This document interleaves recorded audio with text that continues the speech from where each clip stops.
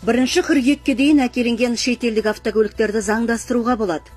Автокөлікті тіркеу құны 200 мың теңге болып белгіленді. Тек паспорт пен мемлекеттік нөмір үшін қосымша 13.171 теңге төлеу қажет. Әйтсе де іздеуде жүрген, кедендік тексеруден өтпеген, сондай-ақ биылғы бірінші қыркүйектен кейін әкелінген автокөліктер заңдастыруға жатпайды. Заңдастыру жарты жылдың көлемінде жүргізілмек. Автокөліктің Қазақстанға кірген күні шекара қызметінің деректер базасы бойынша айқындалады. Шекара қызметінде көлікті әкелу туралы мәліметтер болмаған жағдайда Қазақстанда автосақтандыру полисіне алғашқы рәсімделген күні бойынша есепке алынады. Азаматтар сонымен қатар оң рульді көліктерді де тіркей алады және көліктің шыққан жылы экологиялық классы бойынша ешқандай шектеу болмайды. Сондай-ақ сары нөмірлер беріліп, уақытша тіркелген армян көліктерінде заңдастыруға еш кедергі жоқ. Заңдастыруға өтінішті электронды үкімет порталы мен халыққа қызмет көрсету орталығы арқылы беруге болады.